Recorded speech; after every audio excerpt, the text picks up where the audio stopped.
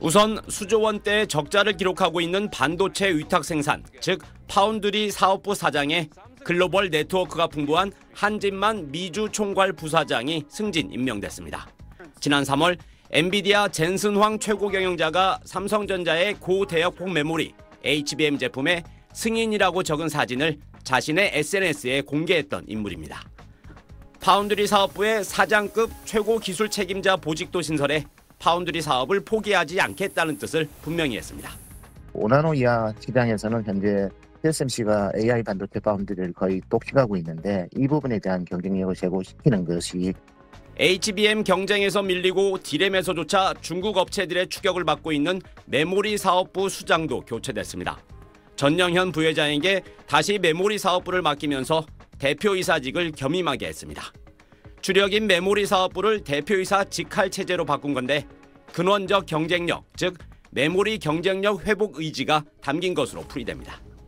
그룹 컨트롤 타워 역할을 하는 사업 지원 태스크포스는 정현호 부회장 체제가 유지됐습니다. 이재용 회장의 사법 리스크가 여전한 상황에서 안정을 동시에 꾀했다는 평가가 나옵니다.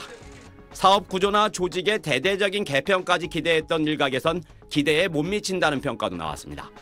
TSMC 출신을 데리고 온다든지 혁신적인 그런 인사가 기대됐는데 거기에는 미치지 못하는 것 같다. 트럼프 당선인 측이 미국에 투자하는 반도체 기업에 주는 보조금을 재검토할 수 있다는 소식에 삼성전자 주가는 3% 이상 하락했습니다. SBS 김지성입니다. 롯데그룹 위기설의 단초는 실적 부진을 겪어왔던 롯데케미칼의 2조 원 규모 회사채에서 시작됐습니다. 기한이익 상실 원인 사유가 발생한 건데 기한이익 상실은 채권자가 빌려준 돈을 특정 조건을 달성하지 못할 경우 만기 전에 회수하는 걸 의미합니다. 4분기 연속 적자 누적으로 롯데케미칼이 3분기에 수익성을 일정 비율 이상 유지하겠다는 조건을 지키지 못했기 때문입니다.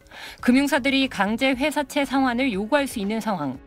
2019년 말 대비 매출액이 약 3조 원가량 감소한 롯데쇼핑의 부진과 맞물려 롯데그룹의 양대축이 휘청하자 위기설이 급속도로 확산했습니다.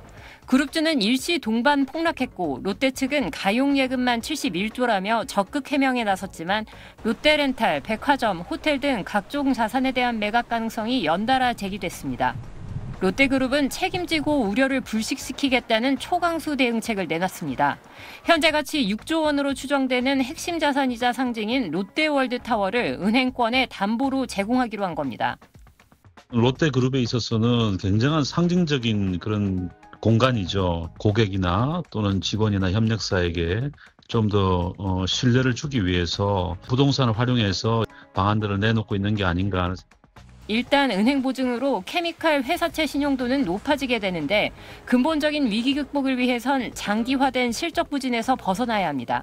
롯데그룹은 내일 기관 투자자 대상 설명회를 갖고 보유자산 매각 등 구조조정 계획을 밝힐 것으로 보입니다. SBS 유덕기입니다. 어두운 밤하늘에도 뚜렷이 보일 정도로 시커먼 연기가 치솟습니다. 어젯밤 11시 18분쯤 포항제철소 파이넥스 3공장에서 불이 났습니다. 2주 전 불이 난 바로 그곳으로 지난 19일부터 조업 준비에 나섰는데 또 화재가 발생한 겁니다. 쾅하는 소리가 들리면서 약간 포 쏘는 듯한 소리가 들렸었는데 전쟁이 난 건가 하면서 한쪽만 딱 검정 연기가 올라오면서 안전 설비와 공정 개선에 연간 8천억 원을 투입한다지만 포항제철소에서만 올해 벌써 5번째 화재입니다. 지역사회의 자긍심에서 걱정거리로 변하면서 피해 보상 소송 움직임도 일고 있습니다. 사고가 나고서야 정비를 한다라고 볼 수밖에 없는 거고 포스코가 철저히 예방 정비를 했더라면 과연 이런 사고가 자꾸 반복이 되겠습니까? 포항제철소장 명의로 많은 걱정과 심려를 끼쳐 송구하다 사고 대책반을 구성해 신속한 사고 수습에 만전을 기하겠다는 사과문을 냈지만 안전관리 능력에 의문을 제기하는 목소리는 커지고 있습니다. 포스코는 내수 건설 경기 침체와 중국산 저가 철강 제품 유입으로 포항제철소 1제강 공장과 1선제 공장을 잇따라 폐쇄한 상황입니다. 올 3분기 영업이익이 1년 전보다 39.8% 감소하며 실적 하락세에서 벗어나지 못하고 있습니다.